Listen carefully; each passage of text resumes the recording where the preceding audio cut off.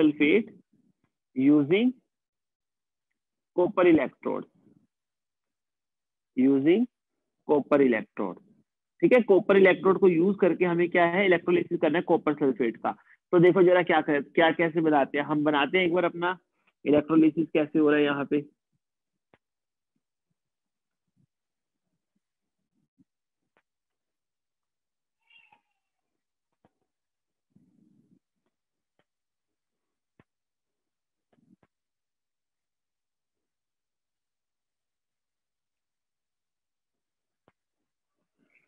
ठीक है, ये मेरी बैटरी होगी बेसिकली, ये मैंने नेगेटिव एंड से कनेक्ट किया तो ये क्या होगा, कैथोड होगा। ठीक है, ये मैंने क्या किया, एनोड किया। अब मैंने जो एनोड पॉजिटिव चार्ज है ये, ठीक है, पॉजिटिव एंड से कनेक्टेड है। अब ये दोनों जो इलेक्ट्रोड ले रखे, किसकी ले रखी है, कॉपर की ले रखी है। ठीक है, मैंने इसको क्या कर दिया, कॉपर सल्फेट सोल्यूशन के अंदर डिप कर दिया, ताकि मैं कॉपर सल्फेट सोल्यूशन का क्या कर सकूं, इलेक्ट्रोलिसिस करवा सकूं। अब देखो, अब अगर हम बात करेंगे तो देखना, ध्यान से देखना, एनोड पे क्या होगा, एनोड पे ऑक्सीडेशन होगा और कैथोड पे क्या होगा, रिडक्शन होगा। ठीक है, अब देखो पहले तो इसके अंदर आयन की बात कर लूं, Cu+2 ion, SO4-2 ion, water का बेसिकली H+, ठीक है, और वाटर का बेसिकली OH-। ठीक है, ये चीज हो गई। अभी तक तो ये चार चीजें होती थी, अभी तक तो इलेक्ट्रोड को हम देख ही नहीं रहे थे। अब क्या है, साथ में रिएक्टिव इलेक्ट्रोड भी आ गई है, इलेक्ट्रोड भी पार्टिसिपेट कर सकती है। ठीक है, अब इलेक्ट्रोड भी पार्टिसिपेट कर सकती है, यानी अब इलेक्ट्रोड भी कंपटीशन में आ गया, तो अब इलेक्ट्रोड को भी कंसिडर हमको करना पड़ेगा। अब जैसे एनोड पे बात करूं, एनोड पे ऑक्सीडेशन हो सकता है, तो ऑक्सीडेशन में क्या है, SO4-2 है, वाटर है, OH-, जिसमें होता है ऑक्सीडेशन होता है जिसका। ठीक है, और तीसरी चीज क्या आ गई, खुद इलेक्ट्रोड कॉपर की। ठीक है, तो खुद इलेक्ट्रोड क्या आ गई, कॉपर की आ गई बेसिकली ऑक्सीडेशन करने के लिए। और मैंने तुमको बताया था कि ऑक्सीडेशन में कभी भी ऐसा हो जाए कि जब इलेक्ट्रोड खुद पार्टिसिपेट करना चाह रही है उसमें ऑक्सीडेशन में, तो इलेक्ट्रोड ही करेगी हमेशा। ठीक है, तो ये चीज हो गई। तो यहाँ पे क्या होगा बेसिकली, ना इसका तो किसका ऑक्सीडेशन होगा, कॉपर का। यानी कॉपर क्या करेगा, यहाँ से इलेक्ट्रोड से उठ के क्या करेगा, सोल्यूशन में जाएगा। ठीक है, जैसे उस जिंक वाला केस याद करो, वो होता था। तो कॉपर सॉलिड जो इलेक्ट्रोड है वो क्या करेगा, Cu+2 इलेक्ट्रॉन देगा। ठीक है, अब देखो, अब अगर कैथोड की बात करूं तो कैथोड पे क्या होगा, Cu+2 होगा, या वाटर का रिडक्शन हो सकता है। और हमने ये तो कल बात करी थी कि अगर चाप में से कोई एलिमेंट आ जाए, ठीक है, चाप में से कोई एलिमेंट आ जाए तो वही ऑक्सीडाइज होता है, वाटर नहीं होता है, सॉरी वही रिड्यूस होता है, वाटर नहीं होता है। तो यहाँ पे ये Cu+2 आ गया। ठीक है, तो अब ये क्या होगा, Cu+2 क्या होगा, सोल्यूशन में से उठ के जाएगा और इलेक्ट्रॉन खाएगा और क्या बनाएगा, कॉपर सॉलिड बनाएगा। ठीक है, ये चीज हो जाएगी बेसिकली। ठीक है, तो अगर मैं इसकी ओवरऑल रिएक्शन लिखूं, इसकी ओवरऑल रिएक्शन क्या होगी, देखो, Cu solid plus Cu+2 aqueous, क्या कर रहा है, Cu solid plus Cu+2 aqueous. अब तुम्हें लग रहा होगा सर ये तो सेम ही लिख दी, इसमें क्या सब कट गया, लेकिन ये ध्यान रखना, यहाँ पे जो Cu+2, यहाँ पे जो Cu है ये किसका है, एनोड का है। ठीक है, यहाँ जो Cu है ये किसका है, ये जो कैथोड पे गया हुआ Cu है वो है ये। ठीक है, ये चीज है हमारी, क्लियर है, ये चीज हो गई। ठीक है, ये चीज हो रही है हमारी बेसिकली। तो बोलो सर, इससे पहले वाला बताना, वो जो आपने बताया था वो CuH2O। थोड़ा बेटा ऊंची बोलो, आवाज नहीं आ रही तुम्हारी। दोबारा बता दो सर एक बार। अच्छा देखो, मैं क्या कह रहा हूँ कि देखो मैंने क्या किया, इलेक्ट्रोलिसिस किया कॉपर सल्फेट का यूजिंग कॉपर इलेक्ट्रोड। तो मैंने क्या कहा कि मेरे पास 4 स्पीसीज प्रेजेंट है अंदर ऑक्सीडेशन और रिडक्शन के लिए। ठीक है, लेकिन मैंने कहा कि अब मैंने अपनी इलेक्ट्रोड भी चेंज कर दी, अब मैंने इलेक्ट्रोड भी ऐसी ले ली जो कि अपना ऑक्सीडेशन करवा सकती है। ठीक है, तो मैंने यही चीज बताई कि यहाँ पे मेरी 3 स्पीशीज थी, सल्फेट आयन, वाटर और कॉपर, जो कि ऑक्सीडेशन कर सकती है। और मैंने तुमको ये लिखवाया था कि जब भी कभी ऐसा हो कि एनोड ऑक्सीडेशन करना चाह रही हो, एनोड इलेक्ट्रोड ऑक्सीडेशन करना चाह रही हो, तो हम उसका ही करवाएंगे, हम आयंस वगैरह कुछ नहीं देखेंगे। तो इसलिए ना हमारा सल्फेट का होगा, ना हमारा वाटर का होगा, हमारा किसका होगा, कॉपर इलेक्ट्रोड का होगा। कॉपर इलेक्ट्रोड का क्या है, ऑक्सीडेशन होगा बेसिकली। ठीक है, ये चीज है। जैसे हम याद करो वो जिंक वाले में करते थे, कि Zn अपनी इलेक्ट्रोड को छोड़ के क्या है, आयन बना के अंदर आ जाता है, तो सेम वहां पे वही होगा। तो एनोड पे क्या रिएक्शन हो रही है, कॉपर जो सॉलिड है कहाँ से, एनोड से उठ के कहाँ जा रहा है, सॉल्यूशन के अंदर। Cu+2 क्या कर रहा है, वो लॉस कर रहा है बेसिकली। ठीक है, ये चीज हो जाएगी। अब क्या हुआ देखो, कैथोड पे क्या होगा, कैथोड पे देखो क्या होगा, जैसे ये Cu+2 बना और अंदर सोल्यूशन में क्या था, Cu+2 था और वाटर था। अब क्या होगा, रिडक्शन होना है इनका। अब Cu+2 मैंने बोला था कि चाप अगर एलिमेंट में से आ जाए तो उसका रिडक्शन पहले होता है, वाटर का बाद में होता है। तो इसके कंपैरिजन में क्या होगा, Cu+2 का क्या होगा, हमारा रिडक्शन होगा। ठीक है, Cu+2 का क्या होगा, हमारा रिडक्शन होगा यहाँ पे। ठीक है, तो ये क्या हो गया, Cu+2 का क्या हो गया, हमारा रिडक्शन हो गया, 2 इलेक्ट्रॉन लेके Cu सॉलिड बन गया। तो ओवरऑल रिएक्शन लिखो तो क्या होगी, Cu solid plus Cu+2 aqueous, Cu solid plus Cu+2 aqueous. तुम्हें क्या लगेगा, ये दोनों सेम है, लेकिन अगर ध्यान से देखा जाए तो सेम नहीं है। क्यों, क्योंकि ये जो कॉपर सॉलिड है ये कहाँ से शुरू हो रहा है, एनोड से शुरू हो रहा है, और ये कहाँ जा रहा है, सोल्यूशन में जा रहा है। ये Cu+2 सोल्यूशन से उठ के कहाँ कॉपर सॉलिड डिपोजिट हो रहा है, एनोड पे हो रहा है ये हमारा। ठीक है, ये चीज है हमारी। तो ये हमारा क्या हो गया, इलेक्ट्रोलिसिस हो गया कॉपर सल्फेट का यूजिंग कॉपर इलेक्ट्रोड। ठीक है, ये चीज क्लियर हो गई यहाँ तक। ठीक है, अब देखो, अब इसी ये जो प्रिंसिपल रहता है बेसिकली, ये हमारा प्रिंसिपल जो रहता है ये किसमें रहता है, इलेक्ट्रो रिफाइनिंग में, इलेक्ट्रो रिफाइनिंग में। ठीक है, अगर मान लो हमें इलेक्ट्रो रिफाइनिंग ऑफ कॉपर का मतलब क्या हो गया, अगर हमें मान लो कोई इम्प्योर कॉपर से प्योर कॉपर का सैंपल करना है, मतलब इम्प्योर कॉपर से प्योर कॉपर बाहर निकालना है, तो हम क्या है, ये वाली टेक्निक ही यूज करते हैं उसमें। देखो क्यों, कैसे करते हैं तुम खुद सोचो। यहाँ से क्या हो रहा है, Cu+2 निकल के आ रहा है। ठीक है, और वो Cu+2 कहाँ डिपोजिट हो रहा है, यहाँ डिपोजिट हो रहा है कॉपर इलेक्ट्रोड के ऊपर। ठीक है, कॉपर इलेक्ट्रोड के ऊपर डिपोजिट हो रहा है। इसका मतलब क्या होगा कि जो एनोड है, एनोड की अगर मैं बात करूं तो एनोड टाइम के साथ क्या होती जाएगी, एनोड की जो जो इलेक्ट्रोड है वो खत्म होती जाएगी बेसिकली। वो एनोड क्या है, टाइम के साथ मान लो कि वो खत्म होती जाएगी, ऐसा कुछ बनेगा, बाद बच जाएगा। जबकि कैथोड क्या होगा, कैथोड क्या होती है, थिक होती जाएगी बेसिकली। मतलब कैथोड की पहले ये थी, अब उससे कॉपर डिपोजिट होता जा रहा है, वो क्या है, थिक होती जा रही है। ठीक है, मतलब एनोड क्या है, खत्म होती जा रही है, और जो कैथोड है वो क्या है, थिक होती जा रही है। ठीक है, ये चीज है हमारी। तो हम क्या कह रहे हैं, यही जो टेक्निक है हमारी कहाँ यूज होती है, इलेक्ट्रो रिफाइनिंग ऑफ कॉपर में, मतलब कॉपर को प्योर करने के लिए। तो हम क्या है, हमें देखो हमें क्या करना पड़ेगा, देखो सिंपल सी बात है, अगर मेरे को प्योर करना है कोई इम्प्योर कॉपर है, उसको प्योर करना है, तो मैं क्या करूंगा, उस इम्प्योर कॉपर की क्या कर लूंगा, एनोड बना लूंगा। उस इम्प्योर कॉपर की क्या करूंगा मैं, एनोड क्रिएट कर लूंगा। अब एनोड क्रिएट करने से क्या होगा ना, जब मैंने उसको एनोड क्रिएट किया, मान लो ये मेरी इम्प्योर कॉपर है। ठीक है, और ये कैथोड जो बना मेरा वो क्या है, प्योर कॉपर है। ठीक है, प्योर कॉपर जो मेरा बन गया वो क्या है, कैथोड है। ठीक है, और इसको मैंने किस में डिप कर दिया, कॉपर सल्फेट के सोल्यूशन में, कॉपर सल्फेट के सोल्यूशन में। ठीक है, ये चीज हो गई। अब होगा क्या, अब होगा क्या, जैसे इम्प्योर कॉपर की बात कर रहा हूं तो मैं इम्प्योर कॉपर के अंदर, ठीक है, इम्प्योर कॉपर के अंदर अगर हम बात करें तो हमारा क्या है, इम्प्योरिटीज है, जैसे सिल्वर हो गया, गोल्ड हो गया, ठीक है, आयरन हो गया, इन सब की क्या है, इम्प्योरिटीज है जैसे इम्प्योर कॉपर के अंदर। अब होगा क्या, जब मैं इलेक्ट्रिसिटी पास करूंगा तो क्या होगा, कॉपर ऑक्सीडाइज होना चाहेगा, कॉपर ऑक्सीडाइज होके क्या है, सोल्यूशन में जाएगा, कॉपर ऑक्सीडाइज होके क्या है, सोल्यूशन में जाएगा। और फिर यही कैथोड पे क्या होगा, Cu+2 का रिडक्शन ही होगा, और Cu+2 का क्या है, रिडक्शन होके वो क्या है, यहाँ डिपोजिट होता जाएगा। ठीक है, तो मतलब क्या होगा, कुछ टाइम बाद क्या होगा, अगर हम बात करेंगे तो हमारा कुछ सिचुएशन ऐसे दिखने वाली है हमको, ये एनोड धीरे धीरे खत्म हो रहा है, और ये जो कैथोड है बेसिकली, ये क्या है, ठीक होती जा रही है बेसिकली, ये चीज होती जा रही है हमारी। ठीक है, ये हमारी कैथोड क्या है, धीरे धीरे खत्म हो रही है, सॉरी एनोड खत्म हो रही है धीरे धीरे। ठीक है, ये चीज हो गई। और इसके अंदर की जो इम्प्योरिटीज होती हैं, तुमने ये शायद छोटी क्लासेस में पढ़ा भी होगा, बेसिकली इसके अंदर की जो इम्प्योरिटीज होती है वो कहाँ बैठ जाती है, वो नीचे जाके बैठ जाती है, और उसको हम क्या बोलते हैं, एनोड मड बोलते हैं। ऐसा कुछ पढ़ा हो तो, यस सर, यस सर, है ना, यस सर। नीचे जाके बैठ जाती है, और एनोड मड उसको बोलते हैं हम।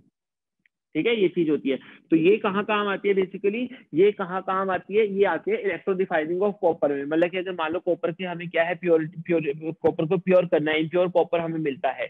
जब तुम मेटलर्जी का चैप्टर पढ़ोगे ना, तुम्हें वहां पता चलेगा, जब मेटलर्जी का चैप्टर पढ़ोगे, जब हम मेटल निकालते हैं अर्थ से, ठीक है, उसको अगर हम पहले मेटल ऑक्साइड की फॉर्म में निकालते हैं, फिर उसमें से जब मेटल निकालते हैं तो उस मेटल को प्योर करने के लिए हम क्या है, ये इलेक्ट्रोलाइटिक रिफाइनिंग करवाते हैं।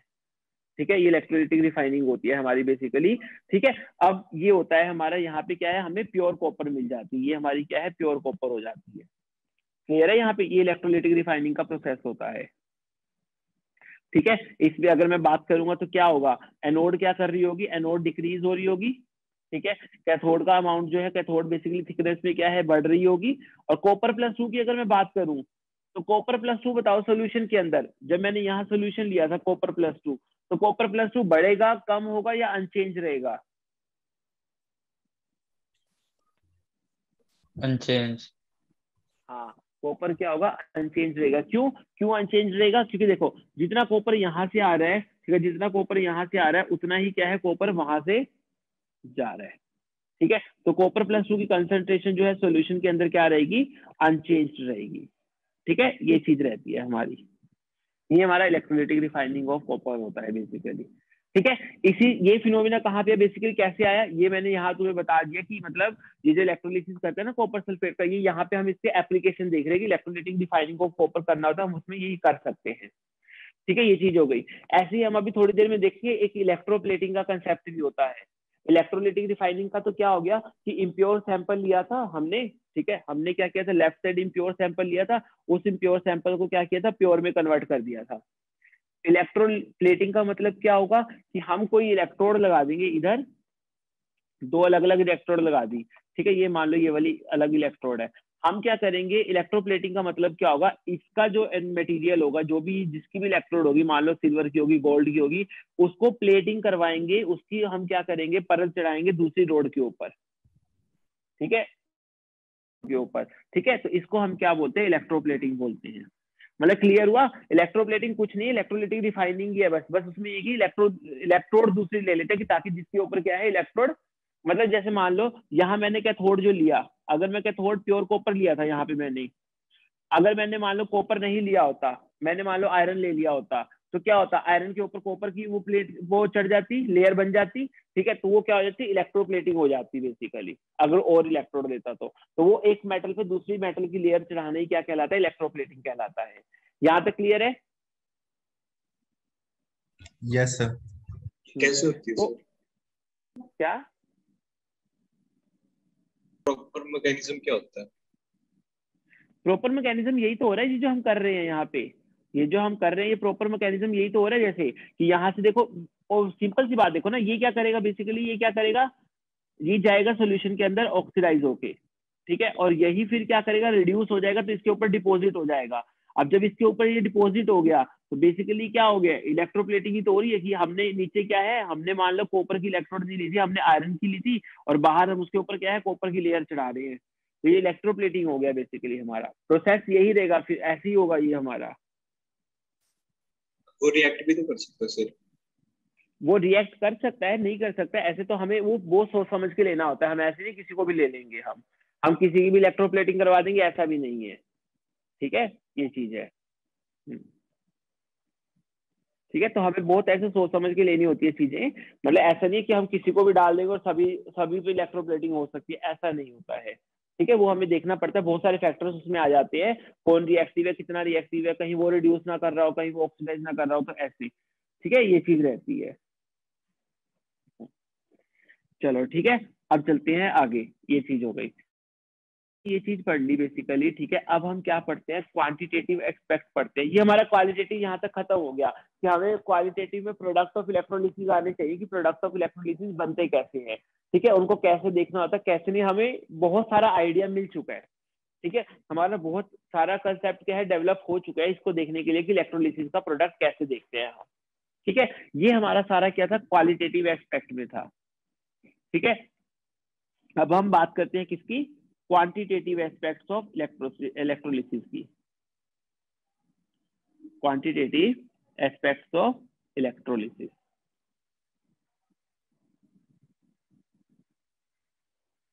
ठीक है, ये चीज हो गई। अब क्वांटिटेटिव एस्पेक्ट्स ऑफ इलेक्ट्रोलिसिस, मैंने जैसे तुम्हें स्टार्टिंग में ही बताया था कि हम क्वालिटेटिव में तो ये देखने वाले कौन कौन से प्रोडक्ट बन सकते हैं।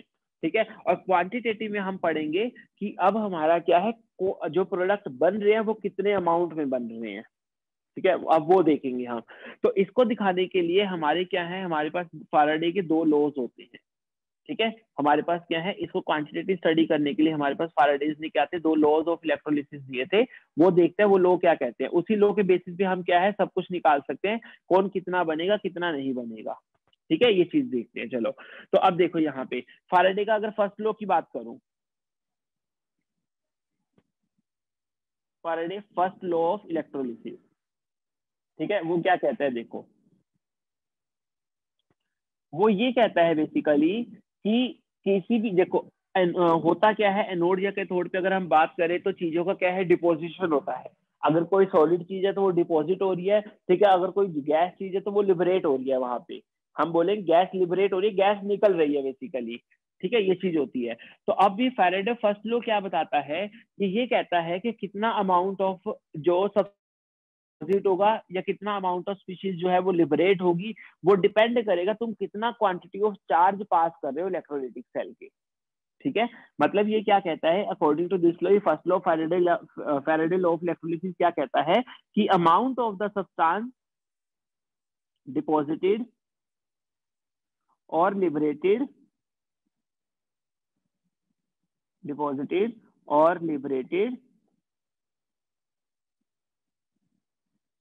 depend upon the amount of charge passed through it, on the amount of charge passed through the electrolyte, ठीक है, तुम कितना अमाउंट ऑफ चार्ज उसमें से क्या कर रहे हो, पास कर रहे हो बेसिकली, ठीक है, वो उस पर डिपेंड करेगा हमारा कितना सब्सटेंस डिपॉजिट होगा कितना नहीं, ठीक है, हमारा कितना, अगर तुमने ज्यादा चार्ज पास किया है तो ऑब्वियसली बात है ज्यादा हमारा क्या होगा, सब्सटेंस डिपॉजिट होगा, अगर तुमने कम किया है तो क्या होगा, कम, ठीक है, ये चीज रहती है। अब देखो इसको हम मैथमेटिकली मतलब कि टर्म्स में कैसे लिख सकते हैं, इसको अगर हम मैथमेटिकली टर्म में देखें तो हम मैथमेटिकली टर्म में इसको ऐसे लिख सकते हैं कि जो वेट डिपॉजिटेड है या लिबरेटेड है जो, वो किसके प्रोपोर्शनल होगा, वो किसके प्रोपोर्शनल होगा, क्यू के, कि हम चार्ज कितना पास कर रहे हैं वहां पे, ठीक है, वहां हम क्या है चार्ज कितना पास कर रहे हैं, ठीक है, ये चीज रहती है हमारी। तो देखो जितना भी हमारा चार्ज ज्यादा पास करोगे तो वेट हमारा क्या ज्यादा डिपॉजिट होगा, ठीक है, अगर चार्ज कम पास करोगे तो हमारा जो वेट है वो क्या है कम डिपॉजिट होगा, ये चीज रहेगी। सर ये क्लियर है दोबारा यहाँ तक? Faraday's law. देखो मैंने क्या बोला, क्वांटिटेटिव एस्पेक्ट्स ऑफ इलेक्ट्रोलिसिस पढ़ने के लिए कितना अमाउंट बनेगा कितना नहीं बनेगा, तो फैराडे ने क्या किया था, दो लॉज दिए थे इलेक्ट्रोलिसिस के। पहला लॉ क्या कहता है, कितना हमारा सब्सटेंस बनता है या कितना हमारा सब्सटेंस लिबरेट हो रहा है। जैसे हमने देखा था ना, कई केसेस में होता था कि मान लो जैसे कॉपर +2 है, वो इलेक्ट्रॉन लेके रिडक्शन करके कॉपर सॉलिड की फॉर्म में डिपॉजिट हो रहा था। हाइड्रोजन क्या है, H+ आयन क्या होते थे, इलेक्ट्रॉन लेके हाइड्रोजन गैस बनाते थे, वो हाइड्रोजन गैस लिबरेट कर रहे थे।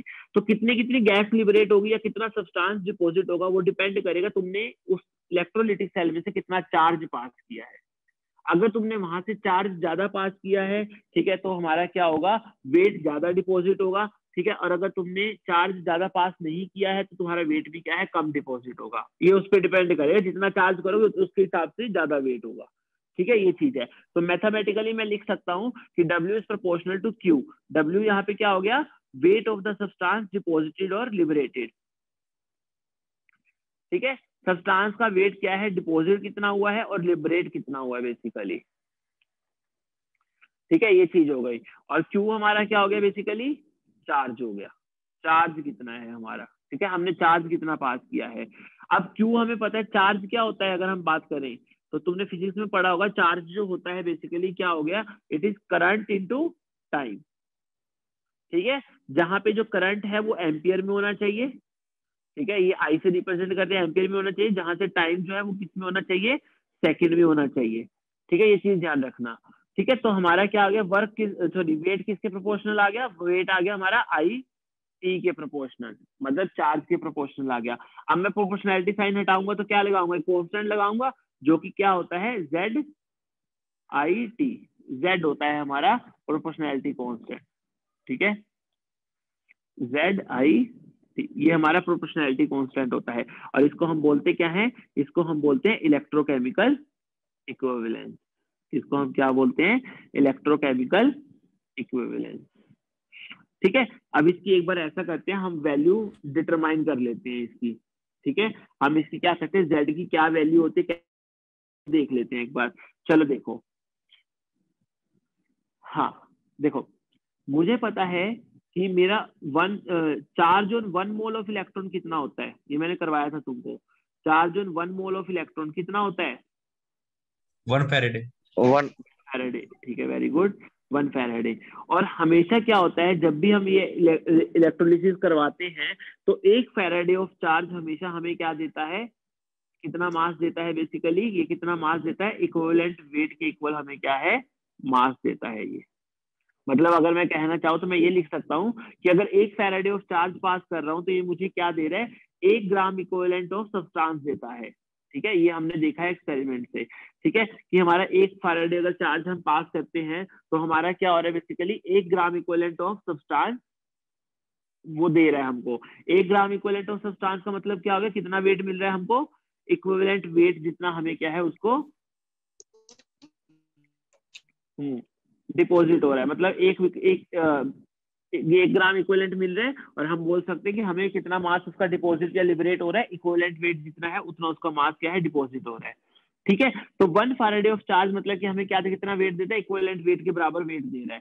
ठीक है, यानी मैं लिख सकता हूँ कि 95600 कूलम जो चार्ज है वो कितना हमें वेट दे रहा है, इक्विवेलेंट वेट के बराबर वेट दे रहा है। तो 1 कूलम चार्ज हमें कितना वेट देगा, इक्विवेलेंट वेट बाय 96500 इतना वेट देगा हमको। ठीक है, अब चलो देखो, अब हमारा क्या था, W क्या था, ZIT था। ठीक है, अब या फिर हम ऐसा लिख सकते हैं इसको, W is equal to ZQ। ठीक है, चार्ज की टर्म में। अब मैंने क्या कह दिया कि if charge is 1 coulomb, if charge is 1 coulomb, ठीक है, तो मेरा क्या हो जाएगा, W is equal to Z आ जाएगा। यानी जितना भी मेरा वेट डिपॉजिट होगा वो किसके इक्वल होगा, इलेक्ट्रोकेमिकल इक्विवेलेंस के इक्वल होगा। और मैं अभी ऊपर पढ़ के आया हूँ फर्स्ट इक्वेशन से कि अगर मेरा 1 कूलम चार्ज होता है तो मेरा इतना वेट डिपॉजिट होता है। यानी अगर मैं फर्स्ट की बात करूं तो मेरा जो वेट है वो क्या है, इक्विवेलेंट वेट अपॉन 96500 कूलम। ठीक है, ये चीज हो गई। और यही मेरा इक्विवेलेंट वेट किसके बराबर आ जाएगा, Z के बराबर आ जाएगा। क्लियर है यहाँ तक? तो मेरी Z की वैल्यू ये होती है, इक्विवेलेंट वेट अपॉन 96500। अब मैं इसको वेट को क्या लिख सकता हूँ, मेरा वेट क्या था, ZIT था।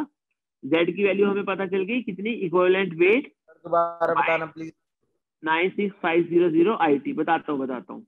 ठीक है, ये चीज हो गई। देखो फिर से देखो, मैंने क्या कहा कि देखो मेरा फर्स्ट लॉ ऑफ इलेक्ट्रोलिसिस क्या कहता है, बेसिकली कि वेट कितना डिपॉजिट किया है मैंने सब्सटेंस का या लिबरेट हुआ है मेरा किसी भी इलेक्ट्रोड पे, वो किस पे डिपेंड करता है कि मैंने चार्ज कितना उसमें से पास करवाया, इलेक्ट्रोलाइटिक सोल्यूशन में से मैंने उसमें से चार्ज कितना पास करवाया, इस पे डिपेंड करता है। और वो प्रोपोर्शनल होता है, मतलब अगर तुम ज्यादा चार्ज पास करवाओगे तो ज्यादा वेट हमारा डिपॉजिट होगा। अब चार्ज क्या होता है, करंट इनटू टाइम होता है। तो मैंने इसी चीज को मैंने इस फॉर्म में लिख दिया, करंट इनटू टाइम। यहाँ पे यह ध्यान रखना, करंट क्या है, एम्पियर में होना चाहिए, टाइम क्या है, सेकंड में होना चाहिए। अगर नहीं है तो तुम उसको क्या करोगे, चेंज करोगे उसको अपने आप। ठीक है, ये चीज हो गई। तो देखो मैंने प्रोपोर्शनैलिटी साइन हटाया तो मेरा क्या आ गया, W is equal to ZIT आ गया। ठीक है, ये चीज हो गई। अब मैंने कहा कि मैं ना Z की वैल्यू निकालता हूँ। देखो मैंने को पता है कि चार्ज 1 मोल ऑफ इलेक्ट्रॉन के ऊपर कितना चार्ज होता है, 1 फैराडे चार्ज होता है। ठीक है, और मुझे ये पता है कि 1 फैराडे ऑफ चार्ज हमेशा कितना अमाउंट देता है मुझे, 1 ग्राम इक्विवेलेंट देता है सब्सटेंस का 1 ग्राम इक्विवेलेंट का मतलब क्या हो गया, अगर मैं बोलूं कि सब्सटेंस का 1 मोल मिल रहा है मुझे तो उसका मास कितना मिल रहा होगा। अगर मैं बोल रहा हूँ कि मुझे एक सब्सटेंस का 1 मोल मिल रहा है तो उसका मास कितना मिल रहा होगा मेरे को, इक्विवेलेंट वेट 10 ग्राम से मॉलिक्यूलर मोलिकुलर वेट। हाँ मॉलिक्यूलर वेट। अभी पहले क्या बोल रहे थे, इक्विवेलेंट वेट। तो सुन नहीं रहे ध्यान से मैं क्या कह रहा हूँ। मैं ये कह रहा था कि एक अगर मोल लेता हूं मैं तो उसका मास कितना होता है, मोलिकुलर वेट के बराबर होता है उसका। ठीक है, तो मैं ये बोल रहा हूँ कि अगर मैंने मान लो 1 ग्राम इक्विवेलेंट ले लिया, 1 ग्राम इक्विवेलेंट ले तो उसका वेट कितना होगा, जितना उसका इक्विवेलेंट वेट होगा उतना ही तो मास होगा ना उसका। ये चीज है। तो मतलब मुझे यहाँ से ये पता चला कि एक फैराडे जो है मुझे क्या देता है, 1 ग्राम इक्विवेलेंट देता है, यानी मुझे वो कितना मास देता है, इक्विवेलेंट वेट के बराबर मास देता है। और एक फैराडे में कितना चार्ज होता है, 96500 कूलम। वो कितना वेट मेरे को दे रहा है, इक्विवेलेंट वेट के बराबर दे रहा है। वो मुझे क्या कर रहा है, इक्विवेलेंट वेट के बराबर मास दे रहा है। तो अगर मैं 1 कूलम की बात करूं तो 1 कूलम मुझे कितना देगा, इक्विवेलेंट वेट बाय 96500 कूलम देगा। ठीक है, ये देगा, इतना मास देगा मुझे। चलो देखते हैं। चलो ये हमें पता चल गया कि 1 कूलम से हमें इतना मास मिलता है। ये हमारे दिमाग में बैठ गई कि अच्छा 1 कूलम से हमें इतना मिलता है। अब मैंने क्या किया, इसी एक्सप्रेशन को उठाया, W is equal to Z Q या W is equal to Z I T. जब मेरा चार्ज 1 कूलम होगा तो मैं लिख सकता हूँ कि W is equal to Z होगा।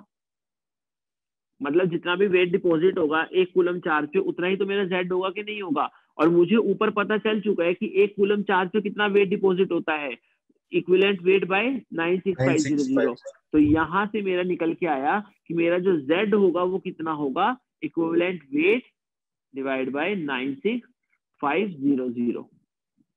ये मेरे Z की वैल्यू होगी यहाँ से। और फिर मैंने क्या कर दिया, इसको पुट कर दिया यहाँ पे। तो ये मेरा वेट कितना डिपॉजिट होगा, ये कितना आ गया, equivalent weight upon 96500 into I into T. ये चीज रहेगी मेरी।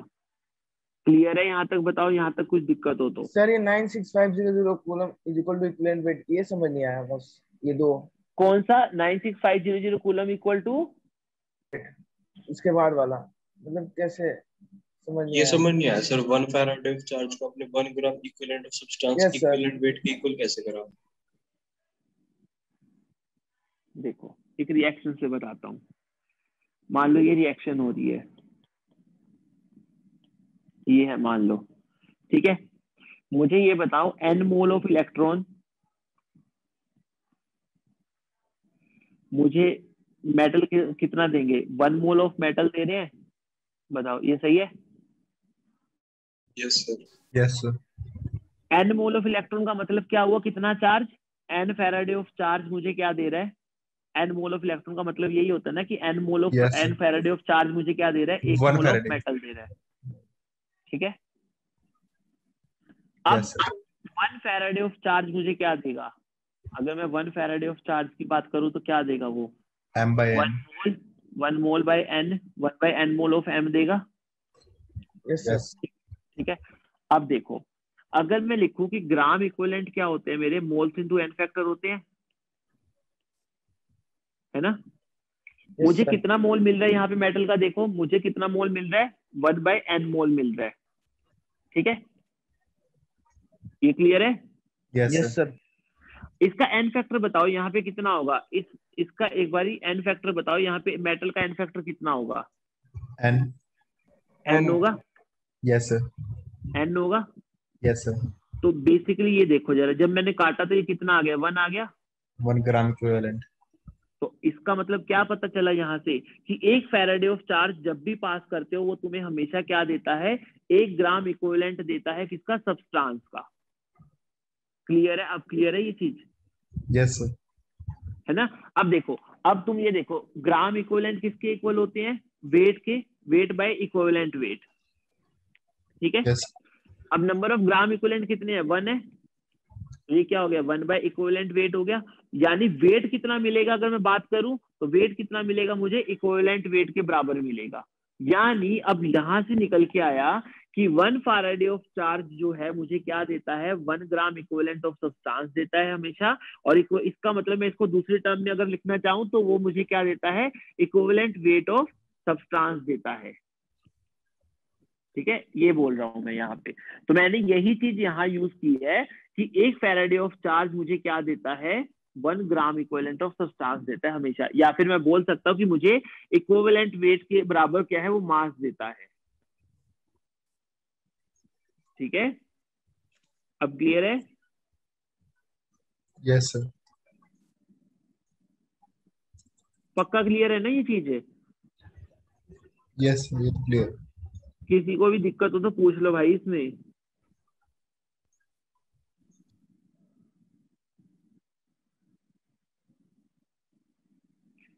चलो, तो ये चीज हो गई। अब मुझे यहाँ से क्या पता चल गया, अब देखो मुझे, मैं कर ही देता हूँ, तुम्हें ऐसे लगता समझ नहीं आ रहा। 1 फैराडे ऑफ चार्ज मुझे क्या दे रहा है, कितना मास दे रहा है, गिविंग मास कितना, इक्विवेलेंट वेट के बराबर, ठीक है, इक्विवेलेंट वेट के बराबर, यानी 96500 कूलम, क्योंकि एक फैराडे में इतना ही चार्ज होता है। ये मुझे कितना मास दे रहा है, बेसिकली इक्विवेलेंट वेट के बराबर दे रहा है। तो मुझे ये बताओ कि 1 कूलम ऑफ चार्ज में कोई कितना मास देगा, वो कितना दे रहा है, इक्विवेलेंट वेट बाय 96500, इतना ग्राम मुझे क्या है मिल रहा है वो बेसिकली एक कूलम Yes, से, sir. ठीक है। अब एक कूलम से इतना मिल रहा है, मुझे पता है कि फॉर्मूले से अगर निकालूं मैं, W is equal to Z I T होता है, अगर फॉर्मूले से निकालूं तो फॉर्मूले से ये W is equal to Z Q भी लिख सकता हूं मैं इसको, ठीक है। तो देखो अगर मेरा Q1 हो जाए, अगर मेरा Q1 हो जाए तो ये क्या बोल रहा है कि जो वेट मिलेगा वो किसके बराबर मिलेगा, मुझे Z के बराबर मिलेगा। एक इक्वेशन ये हो गई, एक इक्वेशन ये हो गई, दोनों ही ये बता रहे हैं, दोनों ही ये बता रहे हैं कि यहाँ पे 1 कूलम से वेट कितना मिल रहा है, वेट कितना मिल रहा है मेरे को, इतना मिल रहा है, ठीक है। और यहाँ से क्या हम पता चल रहा है कि वेट जो मिल रहा है वो Z के बराबर मिल रहा है जब 1 कूलम होगा। तो दोनों से क्या निकल के आया क्या कि Z की वैल्यू क्या होगी, basically equivalent weight divide by 96500. ये हो गई। अब फिर से मैंने इसको फॉर्मूला जो था मेरा W is equal to Z I T था, मैंने इस Z में इसकी वैल्यू पुट करी तो W कितना आ गया, equivalent weight divide by 96500 into I T, ठीक है। ये चीज हो गई हमारी बेसिकली कि अगर हमें किसी का निकालना हो कितना वेट डिपॉजिट हुआ है कितना नहीं हुआ है तो हम उसको इस एक्सप्रेशन से निकाल सकते हैं, ठीक है। ये 1-2 क्वेश्चन करते हैं तुम्हें और क्लियर हो जाएगा, ठीक है। 1-2 क्वेश्चन करते हैं, रुको।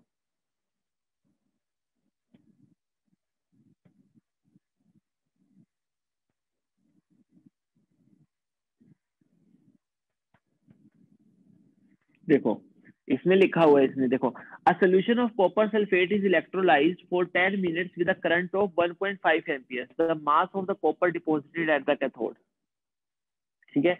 एक सोल्यूशन है कॉपर सल्फेट का, उसको इलेक्ट्रोलाइज किया गया है for 10 minutes with a current of 1.5 ampere.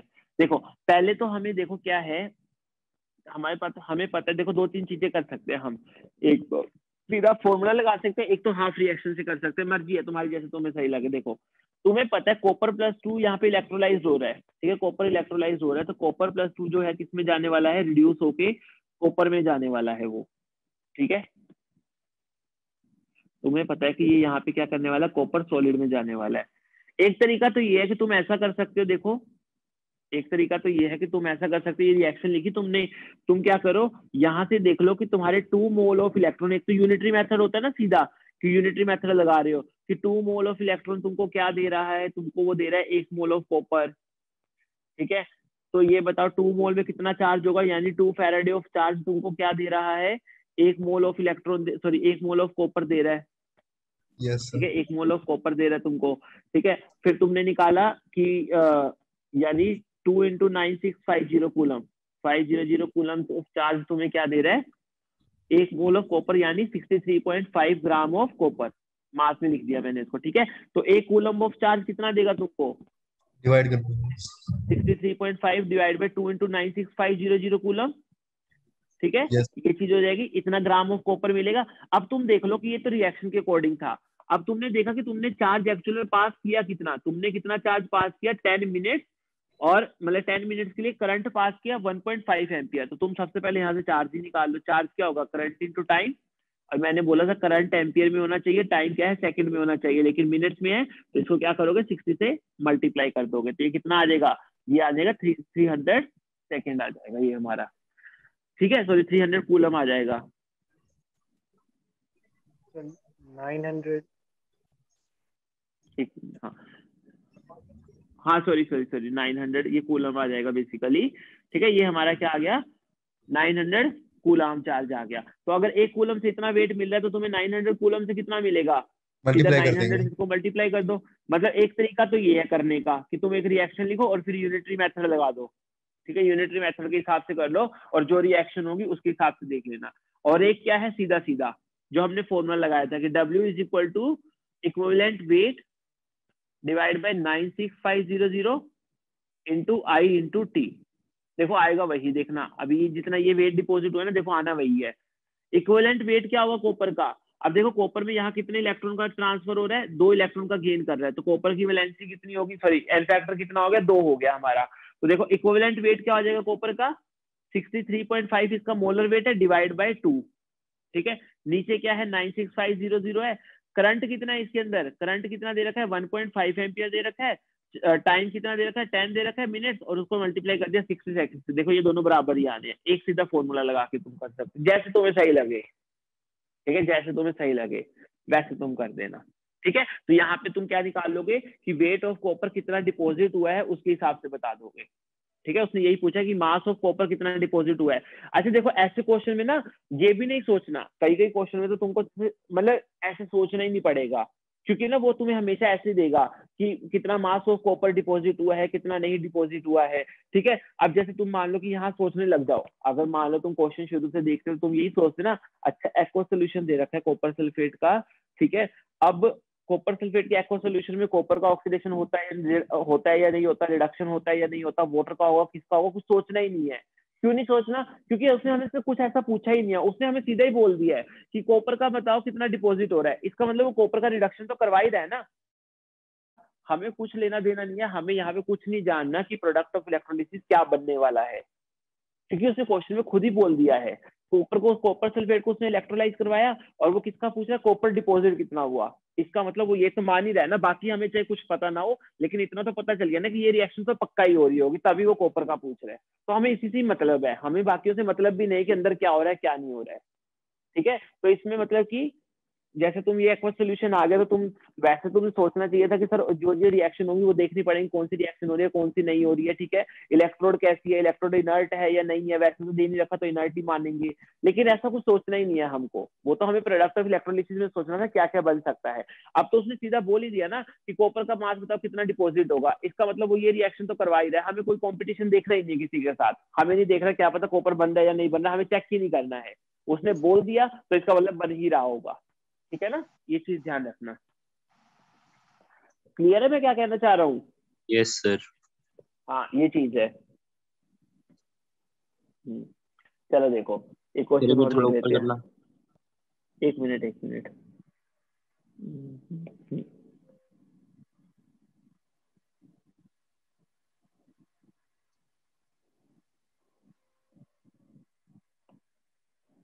चलो देखो ये क्वेश्चन देखो,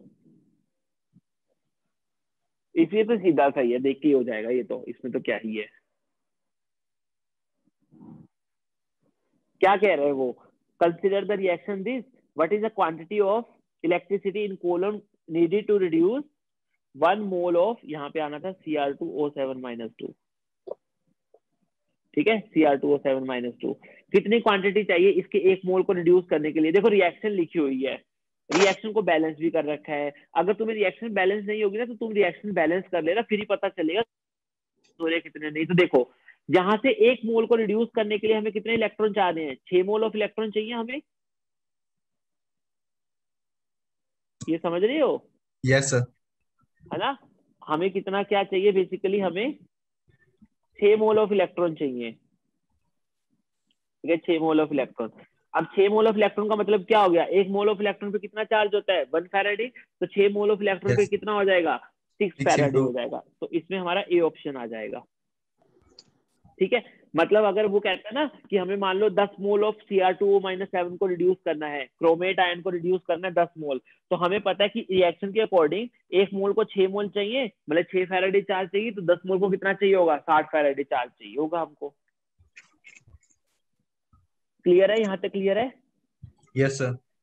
हाँ तो ये ऐसे ऐसे करनी है ये क्वेश्चन, मतलब ठीक है, ये चीज है। चलो अब चलते हैं, अब एक कंसेप्ट छोटा मोटा 1-2 कंसेप्ट कर लेते हैं, ठीक है, फिर फर्स्ट लो खत्म करते हैं। अब हम बात करते हैं इलेक्ट्रोप्लेटिंग की। मैंने बताया था ना कि इलेक्ट्रोप्लेटिंग भी डिस्कस करेंगे, वो थोड़ा बाद में करेंगे, फिर इसको रिलेट कर लेंगे हम। देखो इलेक्ट्रोप्लेटिंग की बात करते हैं, जैसे मैंने बताया था तुमको कि मैंने एग्जांपल लिया था, नीचे बना लेते हैं हम।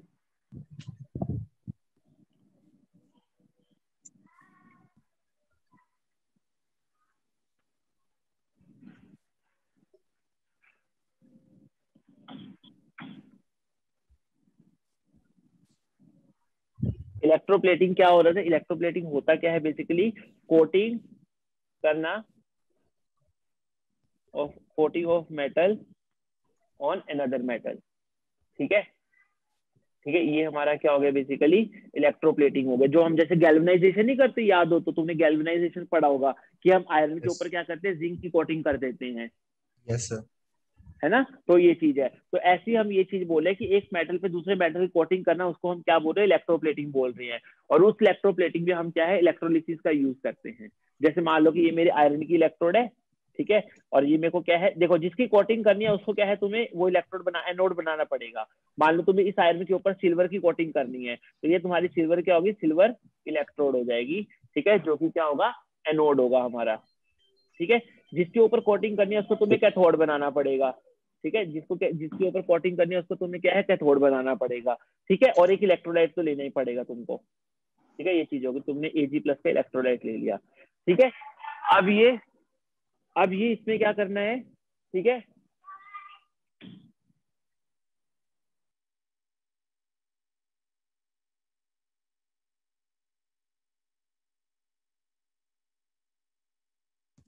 कोटिंग वाला रिपीट करना सर।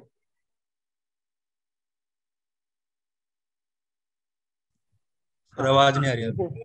मैं ये बोल रहा था कि इलेक्ट्रोप्लेटिंग में क्या हो रहा है, जैसे मान लो मुझे क्या करना है, एक आयरन के ऊपर सिल्वर की कोटिंग करनी है, तो मैं क्या करूंगा, सिल्वर को एनोड बना लूंगा और आयरन को क्या कर दूंगा, कैथोड बना दूंगा। इससे होगा क्या, कि जैसे ये सिल्वर ऑक्सीडाइज होगा तो ये Ag+ आयन देगा यहाँ पे। ठीक है, और फिर ये Ag+ आयन क्या है, इसके ऊपर रिड्यूस हो जाएंगे। ये Ag+ आयन इसके ऊपर रिड्यूस होके क्या करेंगे, डिपोजिशन कर लेंगे हमारा। तो इससे क्या होगा कि आयरन के ऊपर क्या है, सिल्वर की कोटिंग हो जाएगी बेसिकली। क्लियर है, ये चीज होगी। क्योंकि यहाँ पे ऑक्सीडेशन के लिए क्या होगा, ऑक्सीडेशन के लिए अगर बात करूं तो Ag+ मतलब कि वाटर के अंदर जैसे हैवी सोल्यूशन, ठीक है, तो हमारा वाटर भी पार्टिसिपेट करना चाहेगा और इलेक्ट्रोड भी करना चाहेगी। लेकिन मैंने बोला था अगर इलेक्ट्रोड हो तो इलेक्ट्रोड पार्टिसिपेट करती है, तो यहाँ पे क्या होगा, Ag क्या है, पार्टिसिपेट करेगा। ठीक है, Ag+ ऑक्सीडेशन करके क्या करेगा, Ag+ आयन बनाएगा। ठीक है, अब इसके लिए जहां पे कैथोड पे रिडक्शन होना है, तो रिडक्शन के लिए फिर से वही है, मतलब कि Ag+ होगा और वाटर कॉम्पिटिशन भी होगा, और ये चाप का एलिमेंट है, तो इसका क्या होगा, इसका रिडक्शन हो जाएगा Ag+ का, वो क्या है यहाँ पे डिपॉजिट हो जाएगा। ठीक है, तो इसके हिसाब से क्या होगा, हमारे आयरन के ऊपर क्या है, इलेक्ट्रोप्लेटिंग हो जाएगी। क्लियर है, बिना इलेक्ट्रोलाइट के करा सकते हैं प्रॉपर जैसे क्या हो गया। सर इस सॉल्यूशन में क्या लिया हमने इसके जो नीचे? ये इलेक्ट्रोलाइट लिया है हमने, Ag+ का सोल्यूशन चाहिए हमको, जिसकी एनोड होती है ना, उसी का ही हम सोल्यूशन ले रहे हैं बेसिकली।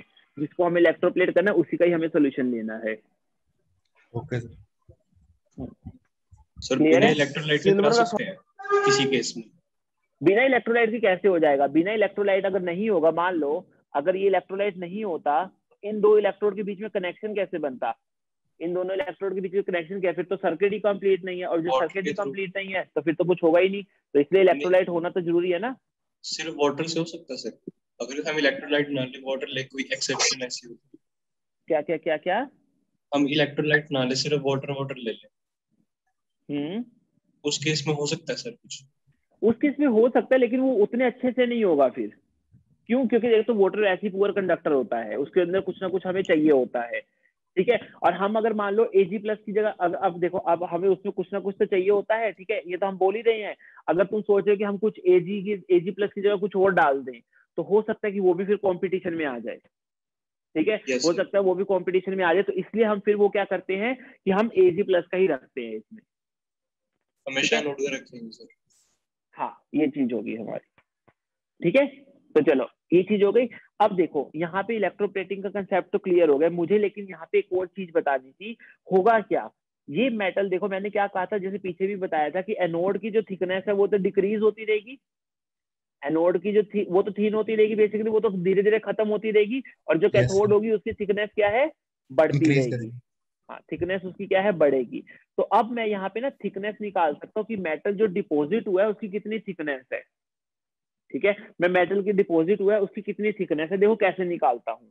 देखो मेरा मान लो सिल्वर जैसे मेटल डिपॉजिट हो रहा है, तो मैं पहले यहाँ से क्या देखता हूँ, मेरा वेट कितना डिपॉजिट होगा, वेट डिपॉजिट कितना होगा। अभी मैं फैराडे फर्स्ट लॉ से पढ़ के आया हूँ, मेरा वेट कितना डिपॉजिट होगा, equivalent weight divide by 96500 into 96500।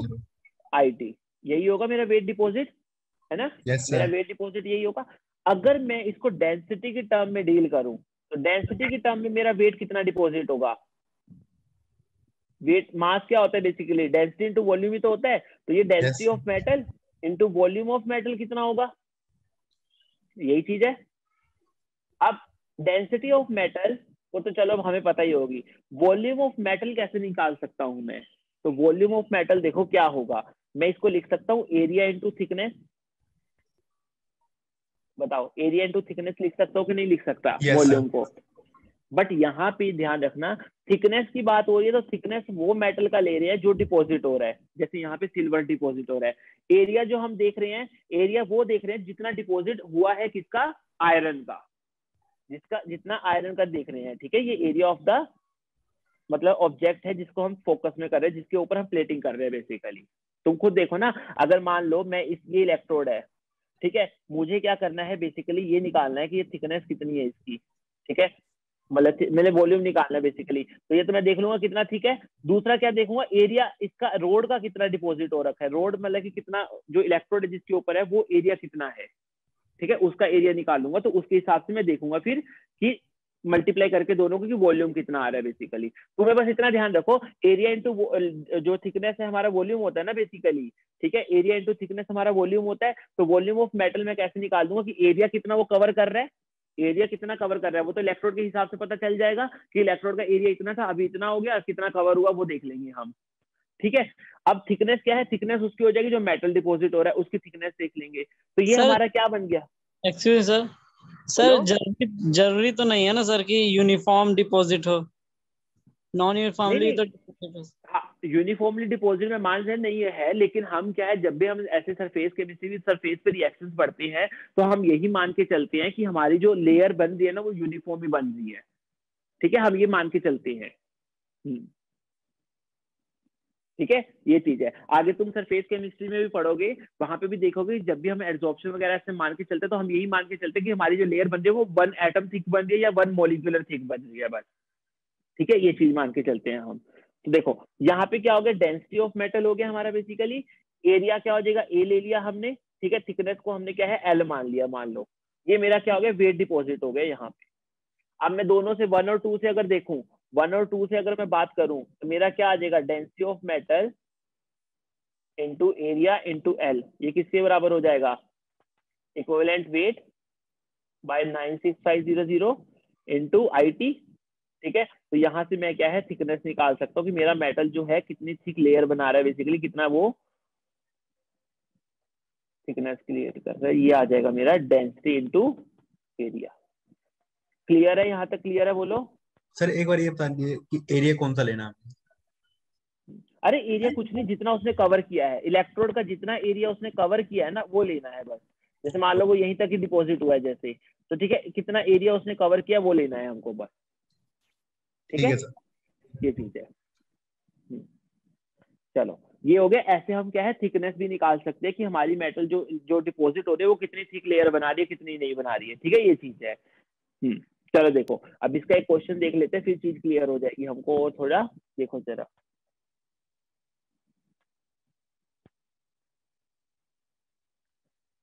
अगर थोड़ा बहुत दिख पा रहा हो तो देखो, हाउ लॉन्ग अ करंट, क्या बोल रहा है, how long a current of 3 ampere has to be pass through a solution of silver nitrate to coat a metal surface of 80 centimetre square with a 0.005 mm thick layer. Question समझ में आया? वो ये कह रहा है मैं कितने टाइम के लिए मैं क्या करूं, 3 एम्पियर करंट को फ्लो करवाऊं सिल्वर नाइट्रेट सॉल्यूशन के अंदर, ठीक है, सच दैट वो क्या करे, एक मेटल सरफेस को कोट करे और मेटल सरफेस पे जाके कोटिंग करे, और वो जो मेटल सरफेस का जो एरिया है वो कितना है, 80 सेंटीमीटर स्क्वायर है, और उसकी जो कोटिंग हो, जिसकी वो कोटिंग हो वो कितनी थिक हो, 0.005 मिलीमीटर क्या हो, थिक हो। क्लियर है? और डेंसिटी हमें दे रखी है सिल्वर की, कितनी डेंसिटी हमें दे रखी है, 10.5 ग्राम पर सेंटीमीटर क्यूब। क्लियर है, यहाँ तक क्लियर है? क्या क्वेश्चन में पूछना चाह रहा है वो? क्वेश्चन समझ में आया तुमको, ये बताओ। Yes sir. तो ये हमारा हो जाएगा। तो बस हमें क्या करना है, देखो हमें क्या निकालना है बेसिकली, टाइम निकालना है कितने टाइम के लिए। तो मेरे पास क्या फॉर्मूला होता है, मेरी जो थिकनेस होती है वो क्या होती है, equivalent weight divide by 96500 into IT into density into area.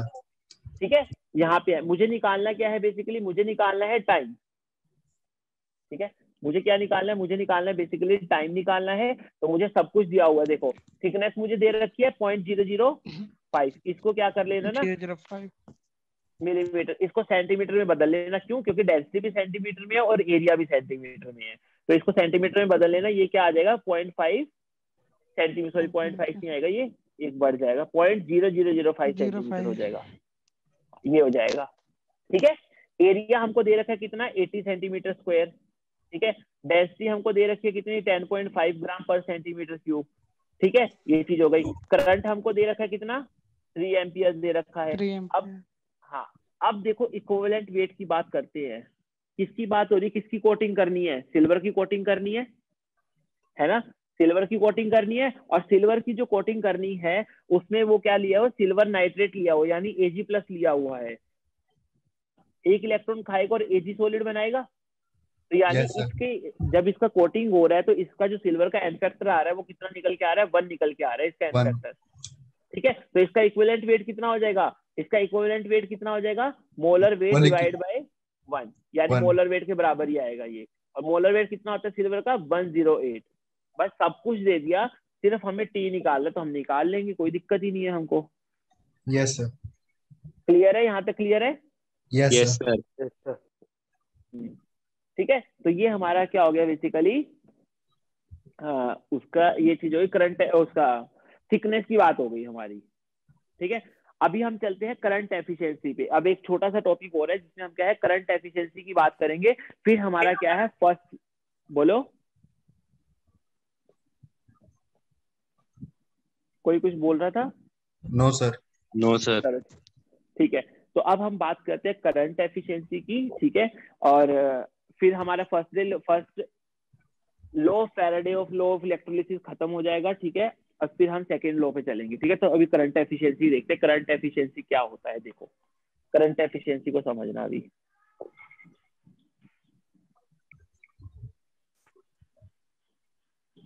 Current efficiency को समझते हैं। देखो अब कई बार क्या होता है, अगर हम बात करें, कई बार क्या होता है कि हमारी रिएक्शन में हम क्या करते हैं, जैसे मान लो करंट पास करवाते हैं तो सब्सटेंस डिपॉजिट होते हैं, लिबरेट होते हैं। ठीक है, कई बार लेकिन ऐसा होता है कि जितना हम करंट पास करवाते हैं और हम एक्सपेक्ट कर रहे हैं कि उतना प्रोडक्ट डिपॉजिट होगा, लेकिन उतना होता नहीं है, उससे क्या है कम ही होता है।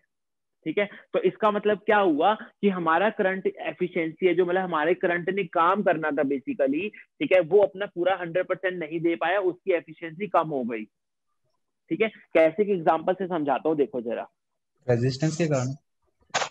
रेजिस्टेंस के कारण तो नहीं कहेंगे, किसी और चीजों के कारण कहेंगे, जो सेल के अंदर हो रही है, जो सेल के अंदर हो रही है बेसिकली, वो देखते हैं, वो बताता हूँ कैसे। जैसे मान लो कि तुम्हारा ये जो निकल सल्फेट का तुम एक्वा सोल्यूशन लेते हो, एक एग्जांपल से समझ में आ जाएगा तुमको। निकल सल्फेट का तुम एक्वा सोल्यूशन लेते हो, इसका इलेक्ट्रोलिसिस करते हो, तो जब इसका इलेक्ट्रोलिसिस करते हो तो प्रोडक्ट क्या बनते हैं हमारे, निकल सॉलिड O2 और H2SO4 बनता है। ये चीज है, हम ये एक्सपेक्ट कर रहे हैं कि ये रिएक्शन होगी। हमने इलेक्ट्रोड पोटेंशियल वगैरह, ऑक्सीडेशन रिडक्शन पोटेंशियल सब देख के ये बता दिया कि ये रिएक्शन होनी चाहिए। हमने क्या किया, इसमें ना करंट पास करवा दिया I, हमने I करंट पास करवा दिया। ठीक है, और हमने क्या किया, टाइम T के लिए पास करवा दिया। तो मुझे ये क्या होगा, मुझे बेसिकली क्या होगा, मेरा वेट डिपॉजिट कितना होगा, जो मैं वेट मतलब कि एक्सपेरिमेंटली मतलब कैलकुलेटेड करूंगा अपना, मतलब कि कैलकुलेशन से करूंगा, वो कितना होना चाहिए बताओ, वो इतना होना चाहिए कि नहीं होना चाहिए बताओ, मेरी समझ में आया? देखो मैं क्या कह रहा हूँ, मैंने निकल सल्फेट का सोल्यूशन लिया, उसका इलेक्ट्रोलिसिस किया, तो ये रिएक्शन होती है। जब मैंने देखा कि ऑक्सीडेशन रिडक्शन को हिसाब से देखा तो ये रिएक्शन होती है। तो जब मैंने उसके अंदर I करंट पास किया T टाइम के लिए, तो मुझे पता है कि मैं कैलकुलेट कर सकता हूँ वेट कितना है मेरा। ठीक है, तो मैं कैलकुलेट कर सकता हूँ कि मेरा वेट कितना डिपॉजिट होगा, कर सकता हूँ कि नहीं कर सकता? कर सकते हैं सर। ये मेरा क्या आ गया, वेट कैलकुलेटेड आ गया। ठीक है, ये चीज हो गई। लेकिन हुआ क्या, जब मैंने इसको एक्सपेरिमेंटली देखा, जब मैंने इसको एक्सपेरिमेंटली ऑब्जर्व किया, यानी मैंने अपना वेट ऑब्जर्व किया कि निकल का कितना डिपॉजिट हुआ, वो क्या हुआ, वो क्या निकल के आया, वो निकल के आया वेट ऑफ कैलकुलेटेड से कम निकल के आया। ये क्या हो गया बेटा यहाँ पे बेसिकली देखा जाए तो क्या हुआ बेसिकली कि जितना हमने करंट डाला था हमने उसके हिसाब से एक्सपेक्ट क्या किया कि W कैलकुलेटेड आना चाहिए, लेकिन जब मैंने वही करंट डाल के देखा ऑब्जर्व किया एक्सपेरिमेंटली तो वो कम आ रहा है। तो इसमें क्या हुआ बेसिकली कि हमारे करंट ने पूरा काम नहीं किया। या तो ये बोल सकते कि हमारे करंट ने पूरा काम नहीं किया, या फिर ये बोल सकते हो कि वो करंट क्या है कहीं और भी यूज हुआ है। ठीक है, मान लो कि ऐसा है ना कि मैंने 10 एम्पियर। हाँ इम्प्योरिटी में, क्या कह रहे हो? इम्प्योरिटी में भी तो हो सकता है यूज हाँ वही मैं कह रहा हूँ कि मतलब हो सकता है कि वो करंट कहीं और भी यूज हुआ हो। ठीक है, या तो वो बिल्कुल ही यूज नहीं हुआ, मतलब कि या तो वो करंट मतलब आया ही नहीं ढंग से अच्छे से। ठीक है, या वो आया तो था पूरा लेकिन वो क्या है कहीं और भी यूज हो गया हो। और इनके केस में ऐसा ही होता है, इसके केस में ऐसा ही होता है। हम करंट तो हम बाहर का सर्किट जो हमारे हाथ में होता है वो तो हम सही से ही करते हैं, अंदर सोल्यूशन में कुछ और हो रखा होता है जिसकी वजह से उसकी जो एफिशिएंसी है वो कम हो जाती है। कैसे? जैसे मैंने ये रिएक्शन लिखी, अब ये मैंने रिएक्शन जो देखी थी ना ये तो मैंने पोटेंशियल के हिसाब से देखी थी कि अच्छा इसका पोटेंशियल ज्यादा है तो ये ऑक्सीडाइज करेगा, इसका पोटेंशियल ज्यादा है तो ये रिड्यूस करेगा, इसके हिसाब से देखी थी। तो यही रिएक्शन होनी चाहिए थी। लेकिन एक्चुअल में रिएक्शन क्या होती है ना, देखो एक्चुअल में रिएक्शन क्या होती है, मैंने बताया था ना निकल और उसके केस में हम बता नहीं सकते क्या प्रोडक्ट हो सकते, कुछ भी हो सकता है। तो वही चीज हो गई। एक्चुअल रिएक्शन क्या हो रही है, निकल बन रहा है, हाइड्रोजन गैस बन रहा है, ठीक है, हाफ O2 गैस बन रहा है और H2SO4 बन रहा है। मतलब ऐसे बोला जाता है कि इसमें क्या है थोड़ा थोड़ा क्या है वाटर भी रिड्यूस होना शुरू हो जाता है निकल के साथ। ठीक है, अब ये प्रोडक्ट तो हमने प्रेडिक्ट ही नहीं करता, हम कर भी नहीं सकते थे क्योंकि ये तो हमें एक्सपेरिमेंटली पता चल रहा है, हम खुद से तो नहीं कर पा रहे हैं ना, क्योंकि जो चीजें हमें जो हम कंसेप्ट पढ़ रहे हैं वो नहीं लग रहे थे, इसका मतलब वो क्या होगी एक्सेप्शन चीजें ही तो हो गई बेसिकली जो एक्सपेरिमेंट में हमें दिख रही है। तो एक्सपेरिमेंटल में जब हमने देखा तो एक्सपेरिमेंटल में हमें ये रिएक्शन होती दिखी। अब तुम खुद सोचो, अब तुम ध्यान, जो तुम्हारा करंट आया रिडक्शन के लिए, करंट आया पहले यहाँ पे हम क्या एक्सपेक्ट कर रहे थे, निकल प्लस के लिए करंट आएगा रिड्यूस होने के लिए, निकल प्लस 2 है यहाँ पे, इसके रिडक्शन के लिए करंट आएगा तो सारा का सारा इसमें ही जाएगा, निकल ही यूज करेगा। लेकिन यहाँ पे क्या हो गया, अब निकल प्लस 2 का तो रिडक्शन हो ही रहा है, साथ में क्या वाटर का भी तो रिडक्शन हो रहा है। अब जो करंट आया था टोटल वो सिर्फ निकल थोड़ी यूज करेगा, अब वो वाटर भी तो यूज करेगा साथ में। तो यानी ये दोनों प्रोडक्ट बनेंगे एनोड पे, ये दोनों प्रोडक्ट होंगे एनोड के। तो इसमें ऑब्वियस सी बात है, ये तो सिंपल सी बात हो गई ना कि जितना हमने एक्सपेक्ट किया था कि हमने निकल के लिए इतना करंट डाला है, अंदर जाके तो कुछ और ही हो रहा है, अंदर जाके तो वो वाटर भी थोड़ा बहुत यूज कर रहा है उसको, तो आना ही था। तो ऑब्जर्व तो मास कम आना ही था जब उसको अंदर जाके करंट कम मिल रहा है, तो ये तो कम आना ही था। तो ये चीज होती है। पहले ये बताओ यहाँ तक क्लियर हुआ तुमको? Yes sir. है ना? तो इसका मतलब क्या हुआ कि करंट की एफिशिएंसी क्या है विद रिस्पेक्ट टू एनोड कम हो गई, मतलब जो हमारा मेन प्रोडक्ट था, ठीक है, उसके हिसाब से करंट की एफिशिएंसी कम हो गई। ठीक है, तो हम फिर ऐसे डिफाइन करते हैं करंट एफिशिएंसी को। कैसे करंट एफिशिएंसी हमारी कैसे डिफाइन की जाती है, कैसे फॉर्मूला दिया जाता है, वो दिया जाता है कितना वेट हमने ऑब्जर्व किया, ठीक है, कितना वेट हमने सोचा कि आएगा, एक्चुअल वेट हमने कितना सोचा था आना चाहिए, कितना हमने एक्चुअल में ऑब्जर्व किया, मल्टीप्लाई बाय 100। ये हमें क्या बताता है, करंट की एफिशिएंसी के बारे में फॉर्मूला बताता है कि करंट की एफिशिएंसी कितनी है। ये थोड़ा याद करो, ये परसेंट यील्ड तो नहीं हो गया कुछ, जैसे वेट ऑब्जर्व कितना एक्चुअल प्रोडक्ट आया, थ्योरेटिकल प्रोडक्ट इनटू 100, याद है? Yes sir.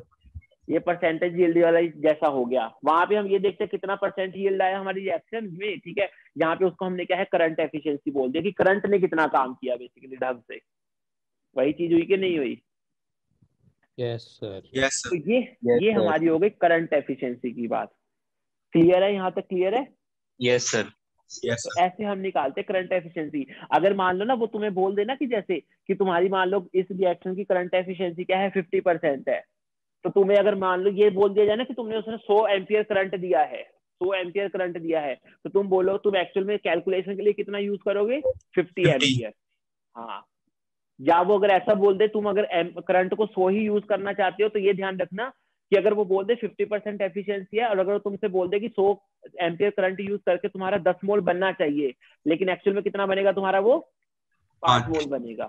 ऐसे तुम्हें ध्यान रखनी है ये चीज। क्लियर है यहाँ तक? Yes sir. Yes sir. हाँ, इसका एक एग्जांपल कर लेते हैं फिर आगे चलेंगे हम। ये हमारा करंट एफिशिएंसी का कॉन्सेप्ट होता है।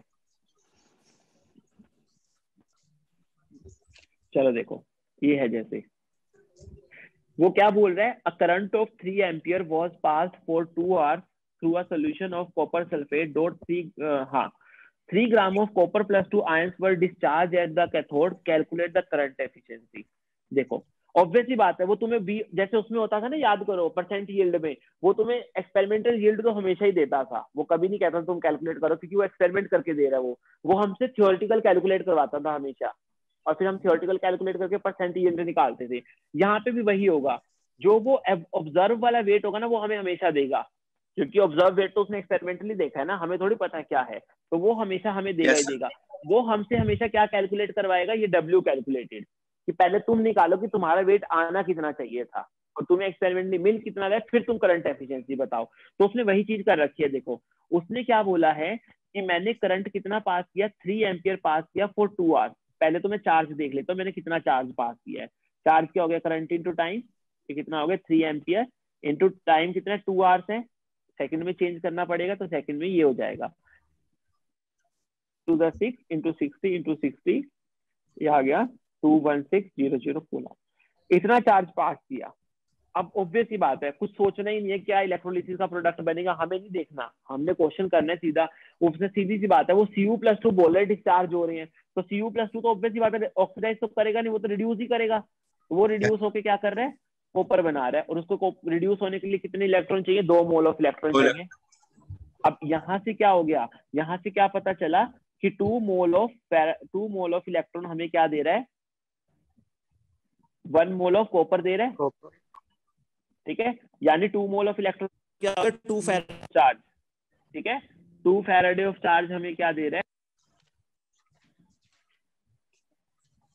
ये हमें क्या दे रहा है, 63.5 ग्राम ऑफ कॉपर दे रहा है, ठीक है। ये चीज हो गई। बताओ मुझे 1 कूलम चार्ज कितना देगा, मैं सीधा ही लिख रहा हूँ अभी, 1 कूलम चार्ज कितना देगा, 63.5 2 इंटू 96500, बस ये होगा। और मुझे चाहिए कितना, मैंने करंट पास कितना किया है, 21600 कूलम किया है। यस सर, मल्टीप्लाई कर देंगे। ये कितना देगा, हाँ ये मल्टीप्लाई कर देना बस। तो अब देखो यहाँ से क्या होगा, यहाँ से आएगा तुम्हारा कि तुम कितना एक्सपेक्ट कर रहे हो, ये आएगा यहाँ से कि तुम कितना एक्सपेक्ट कर रहे हो, ये आ जाएगा तुम्हारा वेट।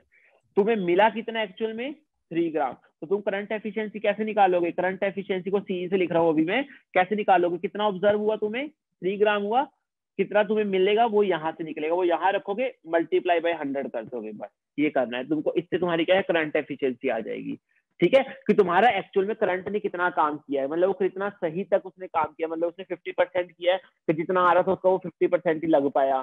70% किया है, मतलब जितना आ रहा था उसका वो 70% ही उसका यूजफुल हुआ हमारे लिए, बाकी तो 30 हमारा वेस्ट ही गया, ऐसे समझ सकते हैं हम, ठीक है। ये चीज हो गई, ठीक है। तो ऐसे हम क्या है, करंट एफिशिएंसी निकाल सकते हैं इसकी, ठीक है। Yes sir. चलो ये हमारा क्या है, यहाँ पे Faraday law, first law of electrolysis खत्म हो गया। अब हम चलते हैं Faraday second law of electrolysis, वो तो छोटा सा है, उसमें तो कुछ भी नहीं है, एक क्वेश्चन है, एक स्टेटमेंट है, बस खत्म। वो तो सर रहने दो सर रहने दो सर, रहने दो नहीं, सुनो सर, 15 मेरी मिनट बात ऐसे सुनो, ही सर रहने दो बस सर सर। जी बहुत हो गया। तो ऊपर से जाएगा, नहीं जाएगा वो ऊपर से, टेंशन मत लो तुम उसकी। बोल देंगे सर सारा कुछ। जब मैं तुमको पढ़ा रहा हूँ तुम्हें कुछ नहीं ऊपर से जाने वाला, ठीक है, टेंशन मत लो। और उसमें कुछ भी नहीं है, 2 लाइन का काम है बस, कुछ भी नहीं है, एक क्वेश्चन होगा और एक वो स्टेटमेंट होगी, बस खत्म है उसके बाद वो, ठीक है। चलो तो हम क्या करते हैं, Faraday second law of electrolysis करते हैं।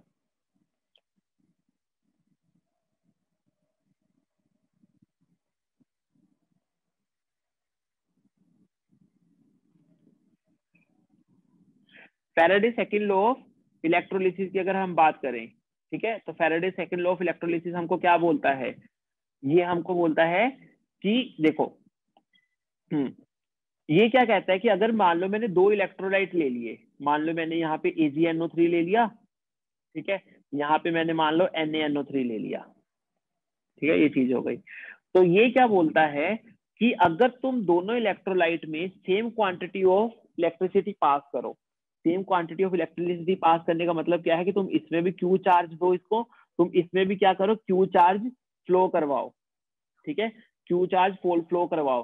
तो वो क्या कहता है कि जो भी वेट डिपॉजिट होगा, जो भी वेट डिपॉजिट होगा किसी भी उसका, वो किसके प्रोपोर्शनल में होगा, उनके इक्विवेलेंट वेट के प्रोपोर्शनल में होगा, ठीक है। वो ये लॉ बोलता है सेकंड लॉ क्या कहता है कि मान लो जैसे तुमने दोनों में से सेम इलेक्ट्रोलाइट में से क्यू चार्ज फ्लो करवाया, तो जो वेट एजी का डिपॉजिट होगा और जो वेट सोडियम का डिपॉजिट होगा वो किस रेशियो में होगा, उनके इक्विवेलेंट वेट के रेशियो में डिपॉजिट वो होगा डिपॉजिट। स्टेटमेंट क्लियर हुई तुमको?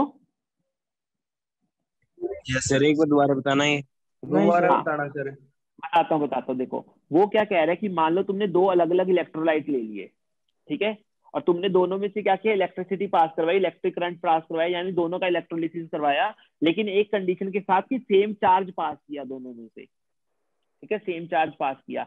तो वो क्या बोलता है कि वेट कितना डिपॉजिट होगा वो किसके प्रोपोर्शनल होगा, इक्विवेलेंट वेट के। यानी इसमें अगर तुम देखोगे तो सिल्वर का वेट डिपॉजिट करवाओगे, Ag प्लस जो है इलेक्ट्रॉन लेके क्या करेगा, Ag बनाएगा, ठीक है। यहाँ क्या करोगे, Na प्लस जो है इलेक्ट्रॉन लेके क्या करेगा, Na बनाएगा। तो वो ये बोल रहा है कि Na और Ag का कितना वेट डिपॉजिट होगा वो प्रोपोर्शनल होगा उनके इक्विवेलेंट वेट के, जितना उनका इक्विवेलेंट वेट होगा उसके हिसाब से वो क्या है, डिपॉजिट होगा, ठीक है। मतलब वो ये कहना चाह रहा है कि देखो इस स्टेटमेंट में ये कहना चाह रहा है वो कि अगर मैं दोनों का रेशियो लूंगा ना, सिल्वर और Na का, तो वो उनके इक्विवेलेंट वेट के रेशियो के इक्वल ही होगा वो, ठीक है। तो जितना उनका इक्विवेलेंट वेट होगा, जिसका जितना ज्यादा इक्विवेलेंट वेट होगा उसका उतना ज्यादा वेट डिपॉजिट होगा, बस वो ये बोलना चाह रहा है। क्लियर है? सर रेशियो क्या है? यस पहले तुम इतना ये रेशियो छोड़ो, अभी रेशियो छोड़ो, यस पहले सर क्लियर है ये। तुम्हें ये स्टेटमेंट क्लियर हुई? देखो फर्स्ट लॉ ऑफ इलेक्ट्रोलिसिस क्या कहता था, फर्स्ट लॉ ऑफ इलेक्ट्रोलिसिस कह रहा था कि तुम्हारा वेट कितना डिपॉजिट होगा जितना तुम चार्ज फ्लो करवाओगे, ठीक है, जितना तुम चार्ज फ्लो करवाओगे। ये क्या कह रहा है कि अगर मेरे को दो को कंपेयर करना हुआ, जैसे मैं यहाँ Ag का डिपोजिशन और Na का डिपोजिशन कंपेयर कर रहा हूँ, और दोनों में से अगर सेम चार्ज पास करवा दूं, तो जो वेट डिपॉजिट होगा वो किसके प्रोपोर्शनल होगा, वो इक्विवेलेंट वेट के प्रोपोर्शनल होगा। मतलब अगर मैं Ag का इक्विवेलेंट वेट मेरा ज्यादा हुआ तो मास भी ज्यादा डिपॉजिट होगा, और अगर Na का इक्विवेलेंट वेट ज्यादा हुआ तो Na का मास भी ज्यादा डिपॉजिट होगा, ठीक है। ये बोलना चाह रहा है। तो फर्स्ट लॉ तो ये कहता था, सेकंड लॉ ये कहता है हमारा, ठीक है, सेकंड लॉ हमारा ये कहता है, ठीक है। वहां पे हमने एक चीज को ही देखा था, यहाँ पे हम दो को कंपैरिजन में देख रहे हैं, ठीक है, ये चीज है। यहाँ तक क्लियर है? बताओ। यस सर यहाँ तक है ना? अब देखो, यानी वो ये कहना चाह रहा है जो वेट ऑफ सिल्वर होगा वो किसके प्रोपोर्शनल होगा, इक्विवेलेंट के, ठीक है, वो उसके इक्विवेलेंट वेट के तो जो हमारा क्या होगा बेसिकली, वो हमारा वेट ऑफ जो क्या होगा Na होगा, वो किसके प्रोपोर्शनल होगा, उसके खुद के equivalent equivalent weight weight of के प्रोपोर्शनल होगा, ठीक है। अब तुम दोनों को डिवाइड कर दो, Wag बाई Wna, तो ये क्या आ जाएगा basically, equivalent weight of Ag divide by equivalent weight of Na। एन ये चीज हो गई, ये चीज क्लियर हो गई। तो यहाँ पे वही बोल रहा है कि अगर वेट का रेशियो देखोगे और इक्विवेलेंट वेट का रेशियो देखोगे, दोनों का वो सेम आएगा। अगर तुम्हारा वेट मान लो 2:1 में डिपॉजिट हुआ है, तो तुम्हें ये भी पता चल जाएगा कि Ag और Na का इक्विवेलेंट वेट का रेशियो कितना है, वो भी 2:1 ही होगा, 2:1 है। ठीक है। ये चीज है। अब वो क्वेश्चन कैसे पूछता है, वो तुम्हें ना ये बोल देता है कि मैंने दो इलेक्ट्रोलाइट लिए, सेम चार्ज पास कर दिया, एक जो वेट कितना हुआ है बताओ, दूसरा कितना डिपॉजिट होगा, तो वो तुमसे ऐसे चीज पूछ लेता, बाकी कुछ ना देख के। तुम्हें क्या करना है, ये इक्वेशन जैसे यूज कर ली ना तुमने, ठीक है, तो देखो कैसे करना है हमको। ये चीज हो गई। हमें क्या करना है, हमें जैसे उसने बोल दिया कि मैंने मान लो सिल्वर नाइट्रेट और सोडियम नाइट्रेट में से सेम इलेक्ट्रिसिटी पास की, तो मुझे ये बताओ कि सिल्वर का अगर एक्स डिपॉजिट हो रहा है तो सोडियम का कितना होगा। तो तुम ये चीज लगा देना, रेशियो लगा देना, तो देखो सिल्वर का तुम्हें वेट बता ही देगा, वो इक्विवेलेंट वेट तुम्हें रिएक्शन से पता ही चल जाएगा, ठीक है। ऐसे तुम्हें इक्विवेलेंट वेट ऑफ सोडियम भी पता होगा, तुम W निकाल देना, Na कितना होगा। क्लियर है? Yes yes sir. है ना? चलो इसका एक क्वेश्चन देखते हैं, ये बस सेकंड लॉ ये था, इसका एक क्वेश्चन देखते हैं और फिर इसको क्या है खत्म करते हैं हम। हाँ सर।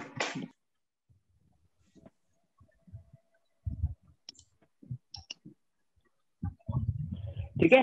अभी जो आज किए ना हमने बहुत सिंपल सिंपल से क्वेश्चन किया, थोड़ा इसको कॉम्प्लिकेट भी करेंगे, वो हो देखता हूँ नेक्स्ट क्लास में अगर लेके आता हूँ क्वेश्चन, ठीक है, कितना फिर रह और गया चैप्टर? कॉम्प्लिकेशन वाले भी देखेंगे। कितना रह गया फिर क्या चैप्टर? हो गया? चैप्टर तो अभी कितना? बहुत बड़ा भाई, 3 पार्ट में था। ये फर्स्ट पार्ट इलेक्ट्रोकेमिकल सेल था, सेकंड इलेक्ट्रोलिटिक सेल है और कंडक्टेंस है। तो अभी थर्ड पार्ट पूरा पड़ा है और गैल्वेनिक सेल का अभी हमारा आधा पोर्शन पड़ा हुआ है पिछला। वाह, हाँ, इतना तो मजेदार चैप्टर है और इतना इजी भी चैप्टर है, कुछ मुश्किल तो है नहीं है इसमें, बस नियत नहीं है तुम्हारी करने की, है ना? हाँ कह रहे यस सर, देखो जरा ऐसे ऐसे तो बच्चे हैं। फिर टाइम नहीं मिलता सर, अभी खत्म हुआ है। तुम्हें कभी टाइम मिलना है? तुम्हें कभी टाइम मिलना है? मुझे ये नहीं समझ में आ रहा। तुम गुरुकुल में होते तब बोलते थे तुम्हें टाइम नहीं मिलता, तुम यहाँ होते नो तब सर, अब बोलते 3 time दिन से नहीं मिल रहा सर, इतने लगातार ऊपर से पेपर हो सर रहे कल भी हैं। टेस्ट है सर, उसका भी सर, तैयारी सर, करना है। अभी 3 पेपर खत्म हुए हैं सर 3 दिन में, अब कल फिर टेस्ट है। लिख लिख के मेरे को ये बताओ, ये जो 3 पेपर हुए ना ये इसी हफ्ते हुए हैं और तुम्हें महीना हो गया घर आए को, ठीक है? तो महीने में तो टाइम था ही सर, अभी नहीं है 3 दिन, और आप 3 दिन में ही क्लास ले रहे हो सर। सर वो भी 1.5 घंटे की। चलो नहीं सही है, ठीक है। तुम टीचर को ब्लेम करो, बहुत अच्छे, मतलब ऐसे स्टूडेंट सच में मैंने नहीं देखे कि टीचर नहीं को सर, ब्लेम आप कर चलो रहे सर, ये हैं। क्वेश्चन करा दो सर, कोई है। बात नहीं सर, आपकी गलती नहीं है सर, ये क्वेश्चन करा नहीं दो। नहीं मैं समझ गया, छोड़ो। चलो चलो ऐसे ही सर, सिस्टम ये की आप गलती है पढ़ाओ सर, सर, आप आगे सिस्टम की पढ़ाओ। हाँ, गलती चलो पढ़ाओ चलो सर, चलो आगे चलो पढ़ाओ सर, ये ऐसे ही है चलो सर। देखो, रवि को अब वो सर क्या बोल रहे हैं, 3 इलेक्ट्रोलिटिक सेल है हमारे पास, containing solution of zinc sulfate AgNO3 copper sulfate respectively are connected in a series, ठीक है? are connected in a series, ये चीज बोल रहा है वो, ठीक है।